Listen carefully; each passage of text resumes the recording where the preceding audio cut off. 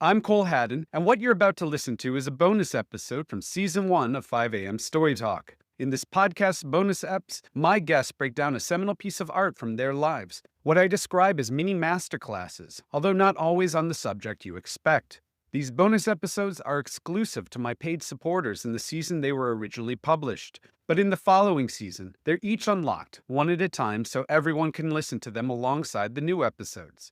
Your paid subscriptions get you early access to these bonus eps, months and months early, but they also help keep the lights on here. In fact, Season 2 of this podcast enjoys several production upgrades because so many of you believe in this multimedia arts and culture conversation. I hope you consider becoming a paid supporter yourself, which you can learn more about in the show notes.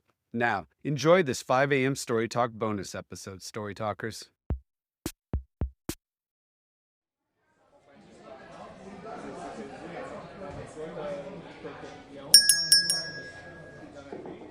Welcome back, my friends, and thank you so much for being one of my badass paid subscribers. We wouldn't be here today without your support. I'm still here with Veronica Sullivan, the director of the 2025 Melbourne Writers Festival, but also a brilliant, incredibly respected member of Australia's literati. We'll be discussing a seminal piece of art from her life, C.S. Lewis's Narnia novel, The Magician's Nephew, which was published in 1955.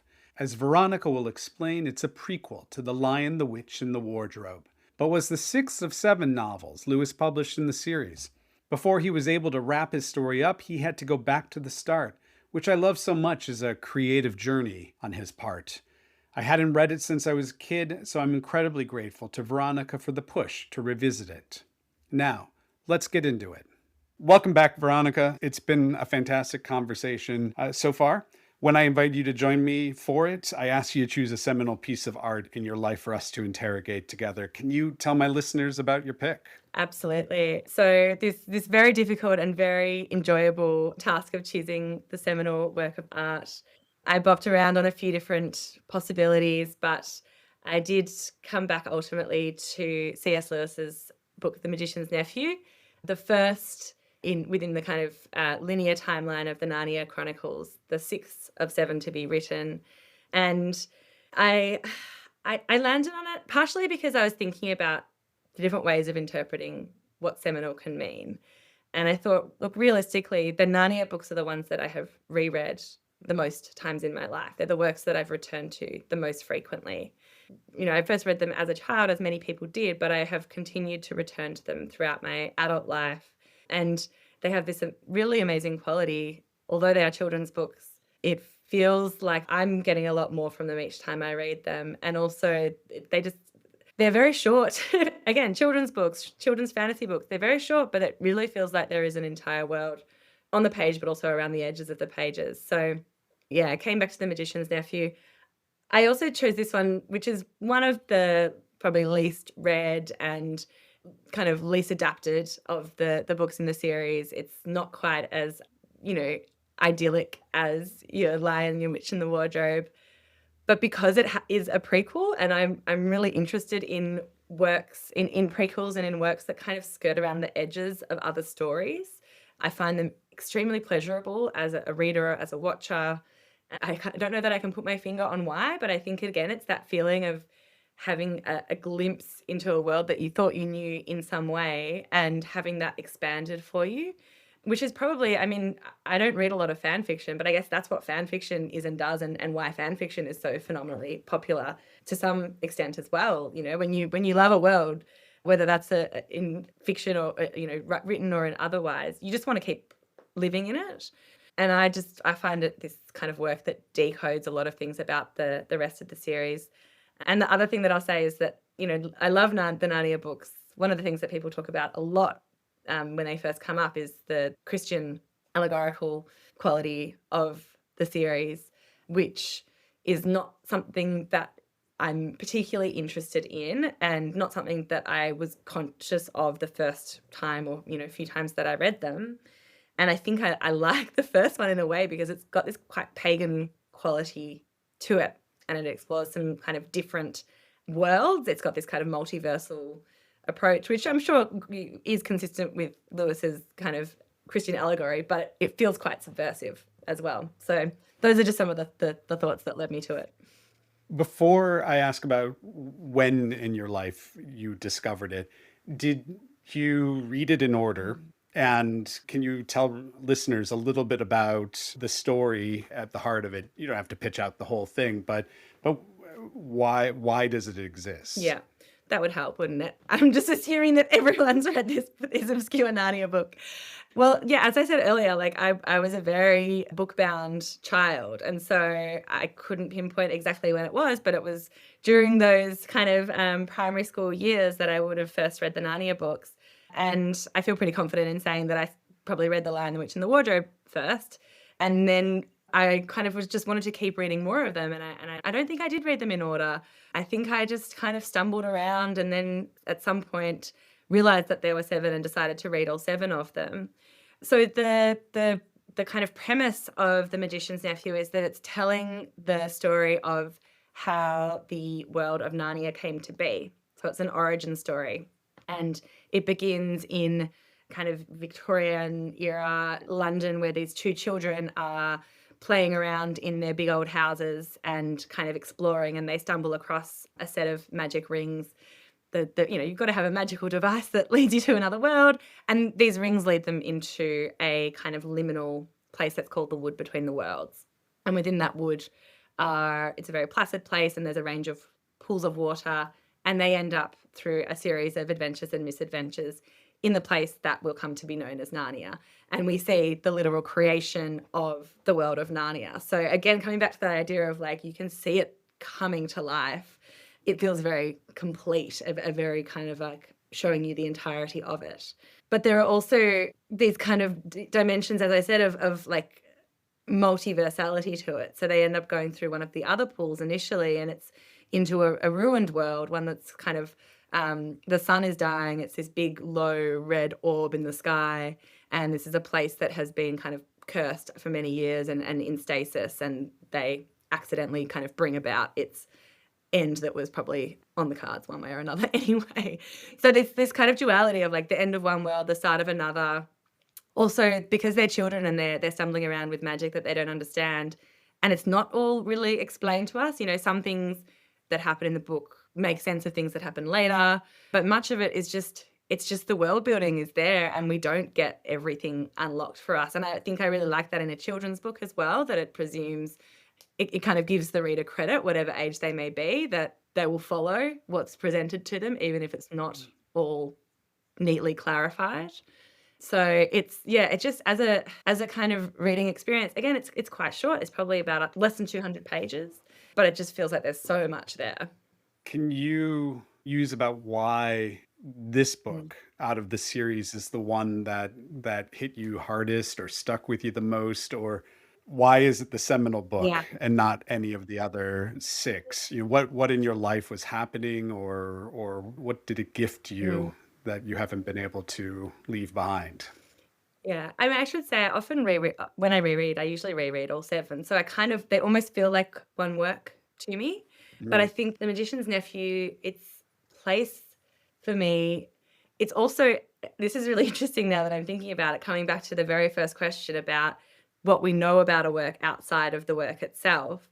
I think knowing that C.S. Lewis had written 5 of these books in the series, and they were sort of jumping around in temporality and setting and characters, that he was compelled to go back and write this book before he could finish the series, that he wanted to return to its foundations and kind of explore how it came to be. That felt like something that the authorial voice wanted to share and wanted to unlock for me as a reader. Before you could get to the end, you needed to have the start. And all the books stand alone. They can all kind of be read in their own right, probably with the exception of the first and last. Like they kind of contain the rest of the series, I guess, between them temporally, but also in their concerns. And I think it's just this quality of giving children credit as being central to the story of a world and being there at the creation and the kind of weirdness of it. Like, it's quite idiosyncratic. It's also drawing on mythologies and on archetypes that are present across different traditions and storytelling. As I said, like the magical objects and the movement to different worlds, like these are things that we see across fantasy literature, but also across different forms in different ways.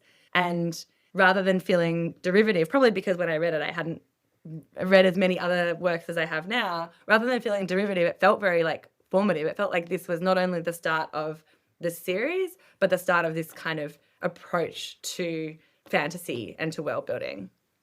You mentioned something about this book I was intrigued by over email, how the multiplicity of worlds in The Magician's Nephews mirrors the act of reading itself for you. Can you talk a bit more about that? Yeah, absolutely.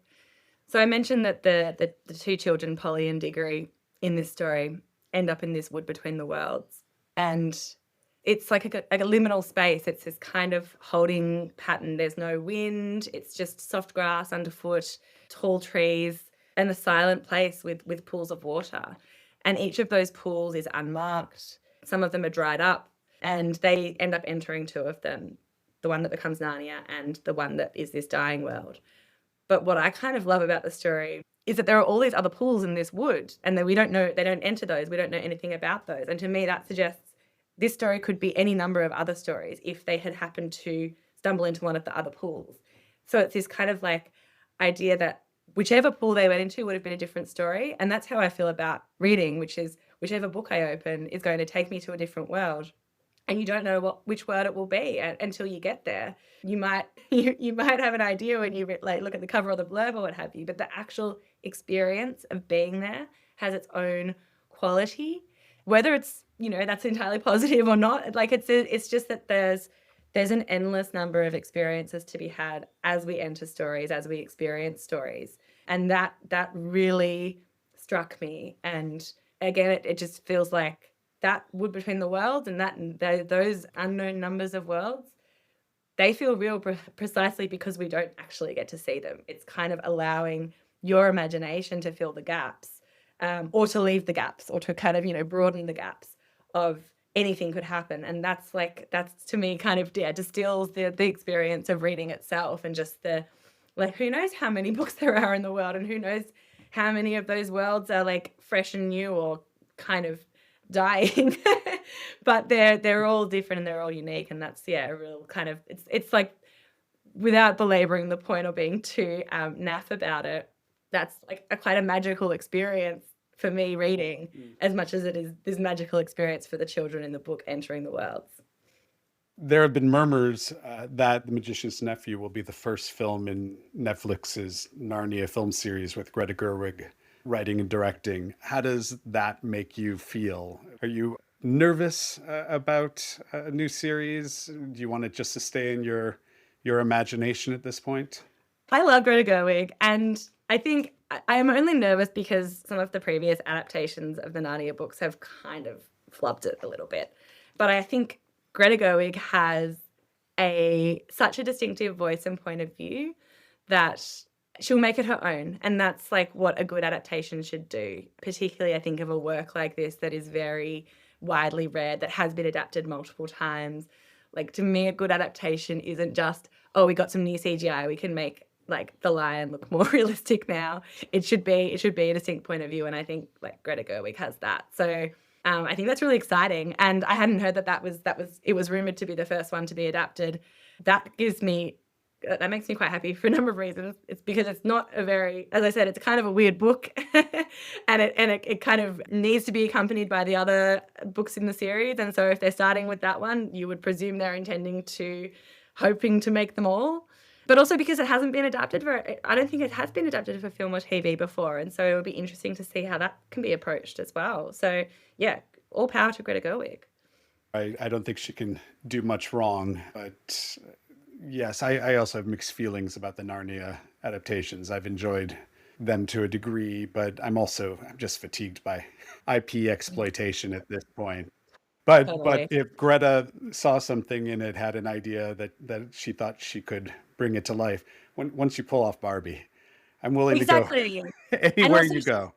She can choose any project she wants now. So, she's going to be choosing things that she's passionate about and that she has a vision for. So I'm like, that actually is great, rather than a studio. I mean, I'm presuming a lot here. I do not know how that how her negotiations went, but she's got a lot of clout and power to kind of determine what she creates. So I feel like she wouldn't be making this if she didn't have that kind of strength of vision, exactly as she did for Barbie. The Magician's Nephew is twinned in your mind, you told me, with another more recent novel. Can you talk a little bit about that? Yeah, absolutely. So Susanna Clarke's Piranesi is the other book that I wanted to touch on today. It's very overtly very referential to The Magician's Nephew. So Piranesi is a weird little fantasy book that recounts the experiences of a man who's trapped in a cavernous palace of crumbling walls and ebbing and flowing tides. And it's very mysterious for much of the book. We don't know, the character doesn't really know who he is or what his backstory is, and it's kind of revealed to the reader through glimpses. And it's just such a kind of daring and idiosyncratic work. And as I said, the references to The Magician's Nephew are very, very strong. And so when I read Piranesi, which I did, like, I think in proof form, so there weren't many reviews out, and it was an unknown quantity. And so reading this work and feeling these resonances with another book that I have a very strong relationship to, was such a deep, deep, pleasurable experience. But it also, I think, was kind of the dream, as a reader who has loved a children's book for a long time and happily returns to it and finds new things to appreciate as an adult, to then encounter this sort of through a glass darkly, much darker adult novel that refers to it was like having the world expanded for me all over again.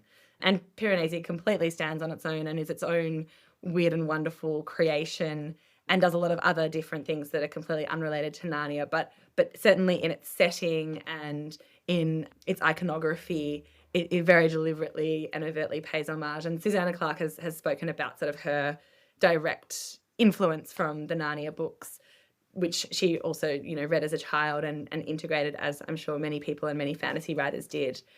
So yeah, I love Piranesi. But, in thinking about this chat and thinking about The Magician's Nephew more, I realized that it also, like, I love Piranesi as a work, but there are other books that also reference Narnia that have just really spoken to me. And Lev Grossman's The Magicians is a big one as well, which again, it's that kind of like darker vision of the work that feels so kind of delicious and almost illicit, because it's like, who gave you permission to take this and reference it and twist it? And also I should also mention Philip Pullman's His Dark Materials, which are kind of the atheist rejoinder to Narnia. That's a gross oversimplification, but certainly have a lot of connection and influence. So yeah, I think I also am thinking about those three works in relation to Narnia, and like all the things that Narnia has kind of opened up for me through a different lens. I have to ask, given your impressive CV, much of what you do would constitute important or serious art. But we've also talked a lot about fantasy, which is not lauded the same way in literary circles. The novel you chose today is one that I don't think most people would describe as important or serious art. Nevertheless, it's important to you. It was important to these other authors that you're referencing. So what do you make of writers' festivals traditionally spending so little time, if any, on what I hate to call, I guess, commercial fiction? I think that's where fantasy gets kicked these days. After all, Chronicles of Narnia, it would be just another fantasy series in 2025, and I'm not even sure if Lewis would get invited to most literary festivals, despite his importance. So I don't know what I'm asking specifically, but it seems relevant. Yeah, absolutely, it's relevant. I mean, I think that dichotomy is a fallacy, first of all, that there is a binary between commercial and literary, because commercial just means it sells well, and anything can sell well. That's not a genre definition. But it has really been true that, particularly, I can only really speak in an Australian context with any deep knowledge, but that literary festivals in Australia have traditionally and typically had a greater focus on literary fiction and on what we might call, I guess, literary nonfiction as well. And that comes back to that kind of ecosystem of prizes and recognition. And, this has been reviewed highly in the New York Times or what have you. And maybe a sense of our audience are the elite, they're the informed, they're the knowledgeable, they're the educated, which I just really reject as being the total truth of what a festival is or what it should be. And again, I'm like, I want the readers to come to the festival, whatever they're reading. And it doesn't need to be what I personally am reading or enjoy, but there are huge numbers of people who are reading genre books, who are reading, romantasy being an obvious one. Like, that's where the bulk of book buyers are spending their money and filling their shelves. And so it also doesn't make commercial sense for a writers' festival to ignore those books and authors. But those are communities, and those are communities of readers and writers who deserve to be able to read the works that they're interested in and hear those authors speak. So I think, look, I should say that's traditionally been the binary. I do think that's shifting, but definitely something that was foremost in my mind for Melbourne Writers Festival when programming it was having a wide kind of range of genre representation. And like, I actually don't read that much fantasy now. It's not like it's the dominant genre that I read. I do read fantasy, but I read a lot of different forms and types of books. And yeah, I mean, I love fantasy, and it holds a very special place in my heart, particularly Narnia, but also some of the other works we've touched on today. But I would say Piranesi is as literary as it comes in terms of, if we're looking at the definitions, and it just happens to be a fantasy book as well. Thank you for that answer. Thank you for the entire conversation. This has been fantastic. I had a blast. Thank you. I did too. It's just been such a treat and a joy to speak with you. As for you listening, thank you again, my friends, for your support of 5 a.m. Story Talk and everything I'm doing here. If you have any questions about this bonus episode, don't hesitate to make an appearance in the comments. I'll do my best to answer them for you. Well, that's it for now. I'll see you next time.